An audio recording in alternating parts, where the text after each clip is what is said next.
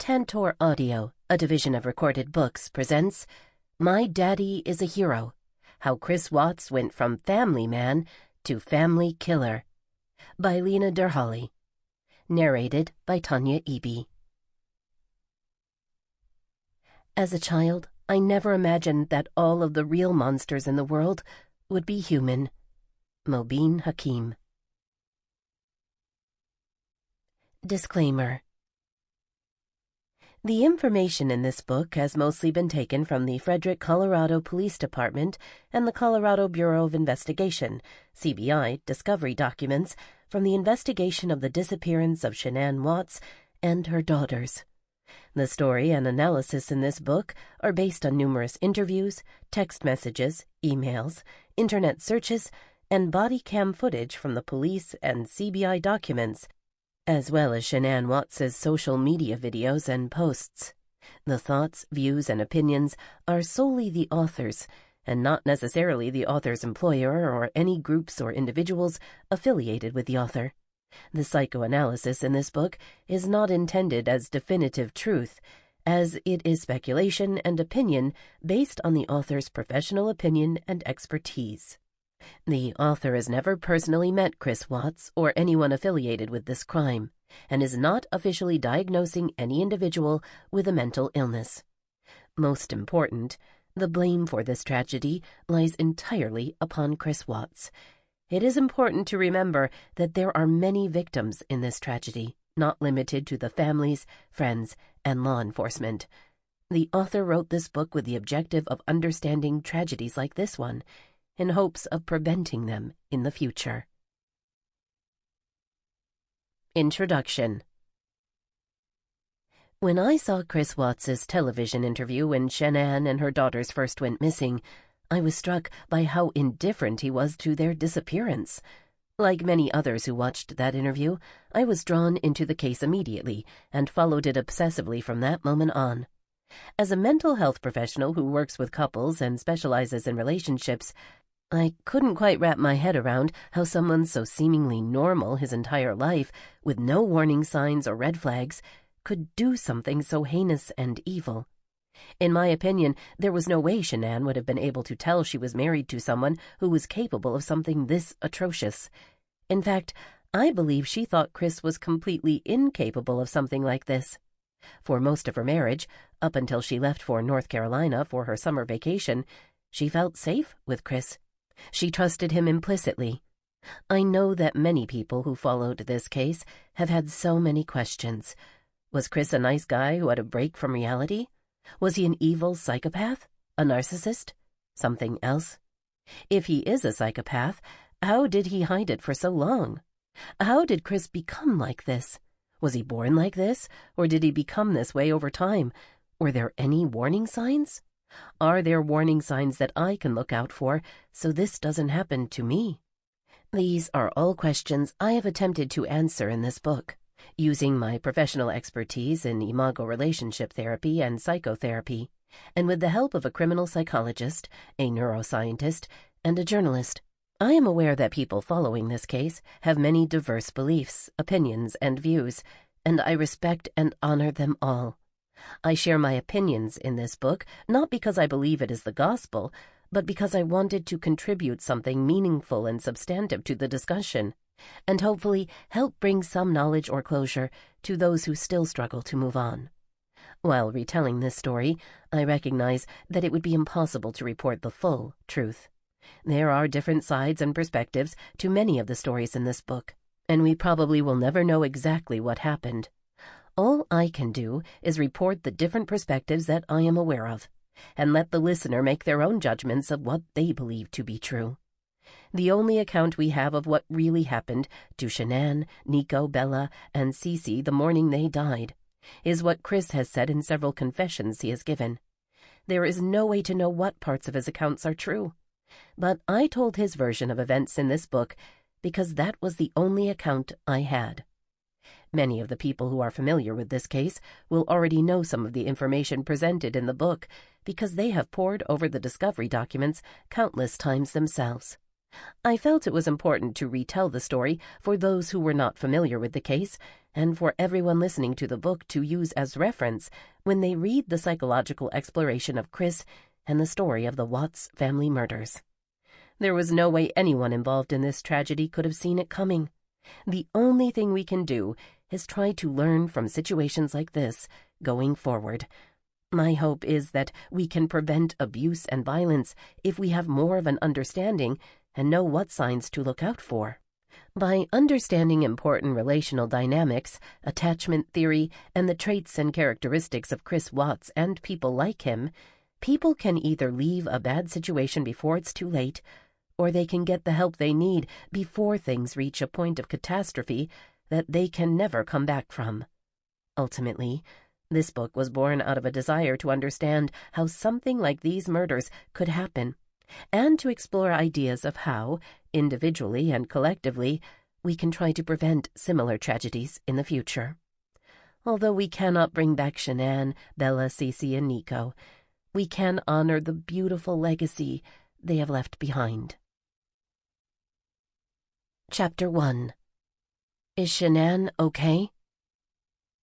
Monday, August 13, 2018. Nikki Atkinson had a sinking feeling she couldn't explain when she woke up on the morning of August 13.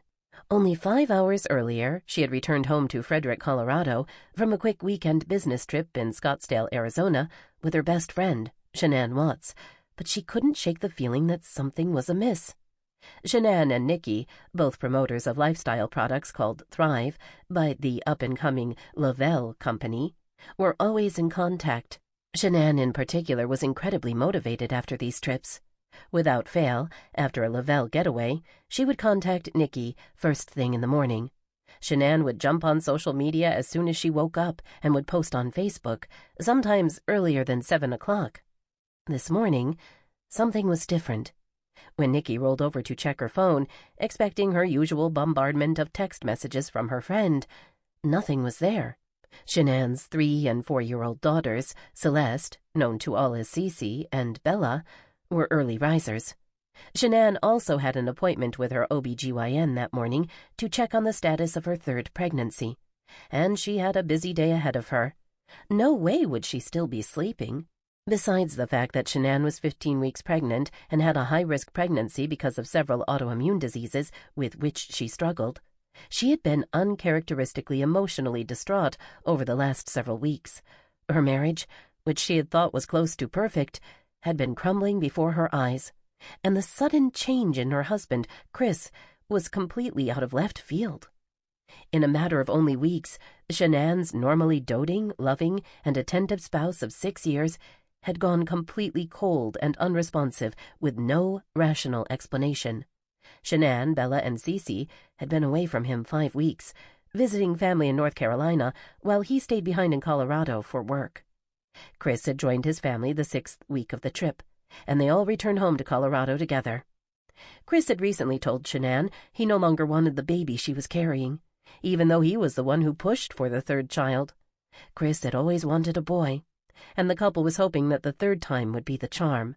Instead, Chris now said they were no longer compatible, and he wanted a separation. When Shanann pushed him for definitive answers, he would vacillate between aloof and distant and giving her false hope that he might be open to working things out. Right before Shanann and Nikki left for Arizona for their business trip, Chris had seemed more open to working on their marriage. He had even kissed Shanann once or twice, and he hadn't touched her in months. She was finally starting to feel that for the first time in the last 6 weeks of a hellish nightmare, perhaps her marriage could be saved. However, her anxiety was still heightened and palpable. Her friends with her in Arizona were worried because she wasn't eating or drinking much water. The normally unflappable and vivacious Shanann was withdrawn, depressed, and anxious. It was unsettling for Nikki to see her normally optimistic, upbeat, and vibrant friend so despondent. Shanann was always the most dynamic person in the room. With porcelain flawless skin, sparkling hazel eyes, glossy dark hair, and a dazzling smile that lit up her whole face, she was stunning. Her rebellious side was reflected on her face with a tiny nose ring stud she never took out. She was always impeccably put together. She loved bright colors, and her nails were always done in bold tones to match her stylish outfits. Her outer beauty, however, was no match for her inner beauty. If you were lucky enough to be in Shanann's inner circle, you were blessed with the most warm, loyal, loving, and generous friend one could ever hope to have. Shanann doted on her loved ones and would do anything for them. She had tons of friends, and despite being as busy as she was, kept in constant contact with her friends and family. Being connected to people was her lifeblood. On their flight back home to Colorado the night before, Nikki noticed that Shanann was physically uncomfortable and in pain. Her migraines had been debilitating, and the pregnancy and recent emotional distress were starting to take their toll. The flight had been delayed a few hours, so they didn't arrive home to Frederick until the early morning hours of August 13. Despite all the recent problems in her marriage, Shanann had been reading books on how to fix relationship troubles and had even sent a copy of Hold Me Tight, 7 Conversations for a Lifetime of Love, to Chris while she had been in North Carolina. Before she boarded her flight, she posted on Facebook, "Ready to be home with Chris and the girls." She hadn't really wanted to go to Arizona, but Chris had pushed her to go, reassuring her that they would talk when she got back. Nikki had left her car at the airport over the weekend and drove them back home after the flight landed. When they pulled up to the Watts home, it was around 1:45 a.m. "Sucks that I'll be awake in 3 hours," Shanann said, turning to Nikki, exasperated. "Why?" Nikki asked, not comprehending how Shanann would be able to function on so little sleep. "Cece gets up at 5:30 because she's still on North Carolina time," Shanann said, shaking her head. Nikki gave her a hug. "Let me know if you need anything tomorrow, or if you want me to go to your doctor's appointment with you," she said. She knew Shanann really needed support right now, and wanted to help in whatever way she could. Nikki did her due diligence as a good friend, and watched Shanann drag her suitcase by the handle up the walkway, punch her entry code into the front door keypad, and disappear into the darkness of her picturesque, mocha-colored home. When she safely made it inside, Nikki pulled away and drove back to her house. No one would have ever predicted Shanann wasn't safe in her home, and nowhere in the darkest, most sinister corners of Nikki's mind would she ever have imagined the horrors that would follow in the mere hours afterward. Shanann locked the door behind her and used a security system to keep evil away from her and her family. She had no idea that the evil she needed to protect themselves from was the person she trusted the most. Cody Roberts, a burly man in his early 20s, with kind brown eyes and shaggy hair, worked with Chris Watts, Shanann's husband. Chris and Cody both worked in the fields for Anadarko Petroleum, cleaning up crude oil spills and leaks, and making sure the sites were running efficiently. Cody was at work early in the morning when he noticed 3 unanswered calls from Chris. The night before, Chris had texted and told him not to bother going to Survey 319, the site where Cody was supposed to check out an oil leak. Chris mentioned in his text that there was no sense in both of them going out to Survey. It wasn't typical for him to text on a Sunday like that, but Chris was always helping other people, so Cody didn't think too much about it. After the missed calls, Cody noticed an incoming text from Chris. "Where you at?" Chris asked. "Just got fuel in Kersey," Cody replied. Chris attempted another call, but Cody didn't pick up. "Okay, I'm in Survey. Where you going first?" Chris texted after not getting through to Cody on the phone. "DPC State," Cody responded. Chris responded with a thumbs-up emoji. At 6:35 a.m., Cody texted Chris, "I need to call Chad and see if he plans on still stroking the 1029 out there to see if it'll pump up. If so, I'll have to meet him, or he will have to get the cannon plugs from Tony, okay?" "Okay, let me know before I leave here," Chris responded. "I think he might be heading out there today. Phone was breaking up pretty bad," Cody added. Chad McNeil, another co-worker, also received a call from Chris at 6:45 a.m. Chad didn't pick up, but shortly after saw a text from Chris. "You headed out to Survey? I'm out here. Cody said something about pumping up the 1029. Chad responded, "Well, since you're out there, you want to fix it up? Having Cody bring his cables. I'll head that way in a bit." At 7:30 a.m., yet another co-worker, Troy McCoy, grabbed a burrito from a mobile vendor and got into his truck to head over to Survey 319. As he was driving, a call came in from Chris. Troy maneuvered the steering wheel and pulled over to the side of the road to take the call. Chris told him he was testing the bypass line that was leaking. Troy was headed over that way and told Chris he would see him soon. Chris had been at Survey 319 by himself for almost an hour when he texted his wife Shanann at 7:40 a.m. "If you take the kids somewhere, please let me know where they are at." "Primrose School of Erie, this is Shanann. How can I help you?" Shanann Meyer, who coincidentally spelled her name the same as Shanann Watts, was one of the owners of the Primrose School, a child care facility Bella and Cece Watts attended. Meyer answered the phone at 8:15 a.m. The girls hadn't been there in weeks because they had been vacationing with family in North Carolina, and they were scheduled to start school again that morning.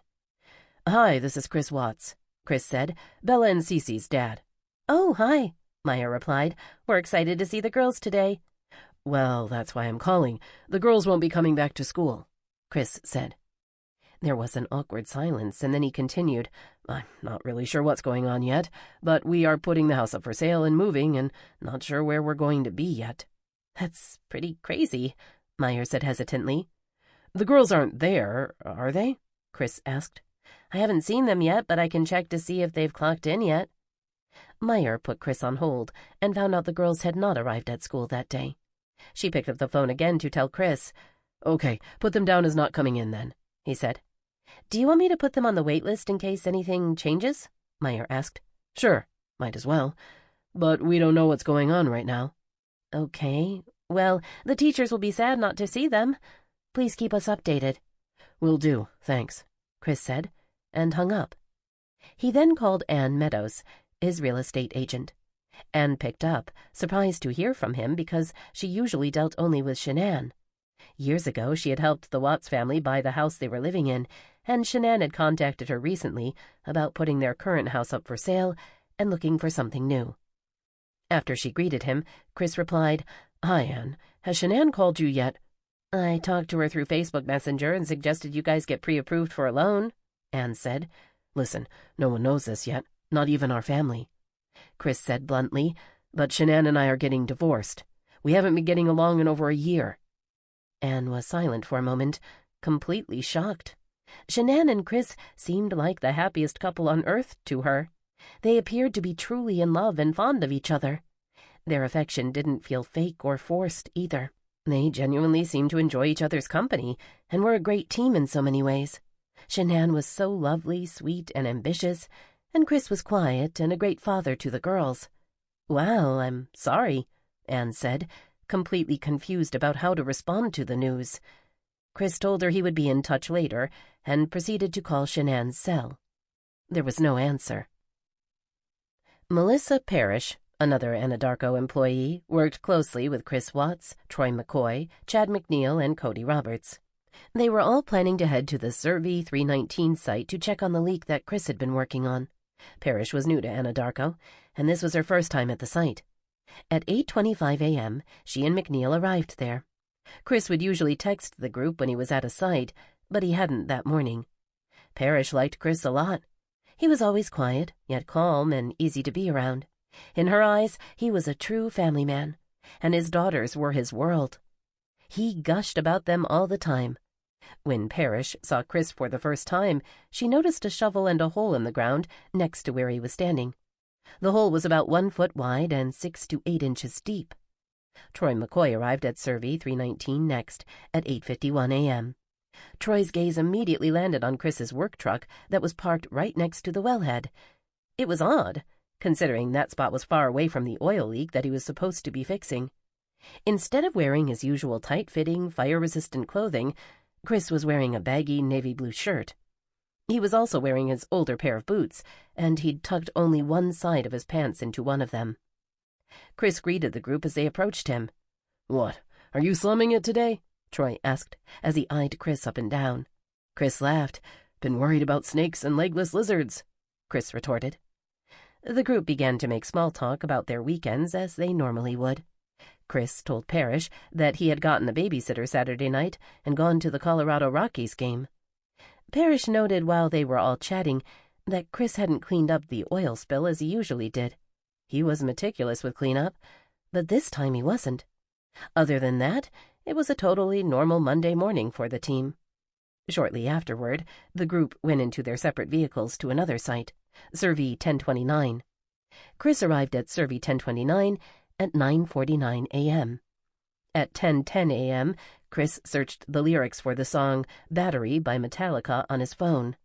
A die-hard Metallica fan, he even had a Metallica tattoo on his back. The lyrics included lines about hypnotizing power, lunacy, and aggression. There was even a line about not killing the family. At 10:28, Sandy Rusek, Shanann's mother, texted Chris, "Is Shanann okay?" Chris picked up the phone and called Sandy immediately. After getting off the phone, he searched the internet for hotels in Aspen, and then placed a short call to the Westin Snowmass Resort. Sandy called Chris again. He continued his web searching and looked up the contact information for Groupon. Shanann had made reservations through Groupon for them in Aspen for the upcoming weekend so they could work on their marriage, and he needed to call and cancel. After sorting out some of his business, Chris noticed sunflowers in the open prairie of the oil fields.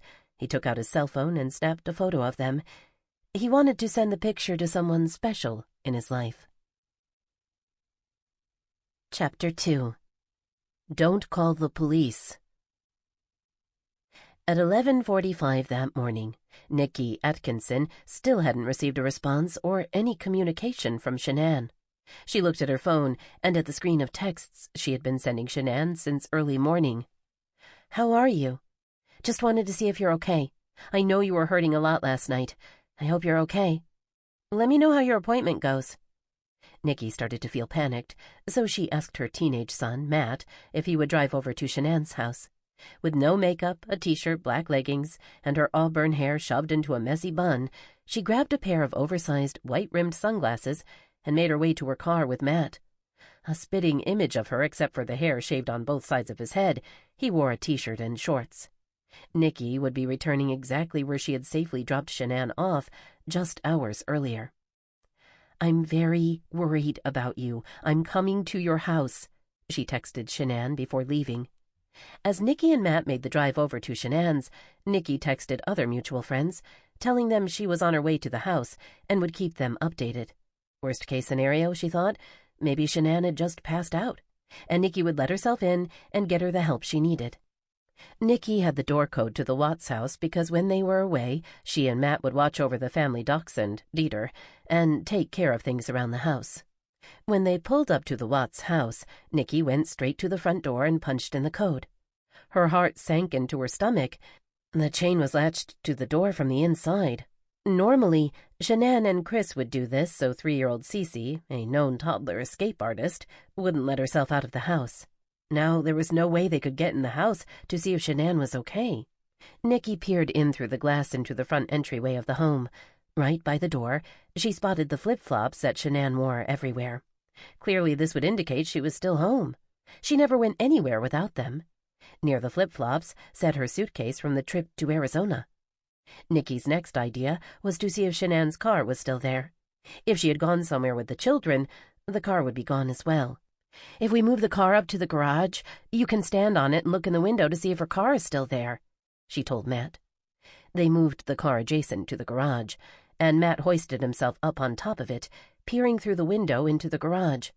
Shanann's white Lexus SUV was still in the garage. The car seats were clearly visible, and Nikki knew her friend never would have left the house without the girls in car seats. Chris's pickup truck was their only other vehicle, and he had taken it to work that day. Internally, Nikki started to panic.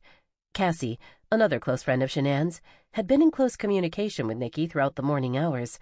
Cassie and her husband Josh had a good relationship with Chris. While Nikki was at the Watts house trying to get in, Cassie was contacting Chris and was stunned at how nonchalant he seemed. Nikki was getting really frustrated that Chris didn't seem worried at all, and she conveyed her dismay to Cassie. Cassie, extremely concerned and baffled as well, decided to send Chris a series of text messages in hopes that he would take the situation more seriously if they ganged up on him. "Shanann is in a very bad way emotionally, and I'm worried about her. I know you are having issues, and I don't know to what extent, but I do know I have never seen her so broken to an extent I am worried." Chris replied. "She went to a friend's house with the kids. She won't tell me where, though. When I get home, I will update you." "Sweetie, nobody knows about you and her other than Nikki and me. So where would she go if not with Nikki and not to Arizona where I'm at? Her car and shoes and everything are at the house. What the heck is going on with you guys that she would totally shut out everything? It's not like her." "I told Nikki about it, so she won't freak out about it anymore at the house," he texted back. "I think Christina knows as well. We talked last night, and I told her I wanted to sell the house, get something smaller. Separation would be best right now if we can work through the issues. I really don't want you to think I'm a bad person, Cassie." Chris was oddly more concerned about how others were perceiving him than his missing pregnant wife and daughters.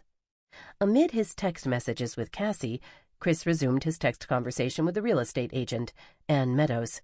Ann had been texting both Shanann and Chris that morning, completely oblivious to what was going on.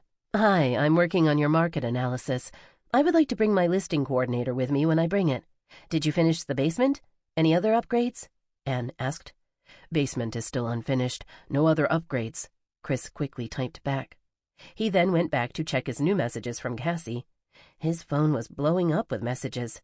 "Right now, I don't care about you or your relationship or what type of person you are or not or what I think of you, and I'm not trying to be rude when I say that," Cassie texted back, infuriated. "Right now, I'm worried about your damn wife and her well-being. Nikki is calling the police.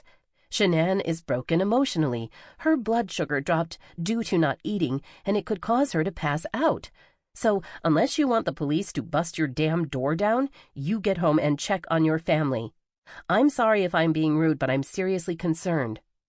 "I'm going home, Cassie. On my way. Don't call the police. I will be there in 45 minutes. While Cassie was hammering Chris with questions, Nikki called 911 to do a wellness check on Shanann and the girls. Officer Coonrod, a man with a slender build and short dark hair, arrived at the Watts house and introduced himself to Nikki and Matt. He walked up to the front door and started pounding on it several times. Dieter, the dog, was inside, barking furiously. Other than that, the house seemed empty and silent. Officer Coonrod walked around the back exterior of the house, peering inside to see if he could find a way inside without breaking in.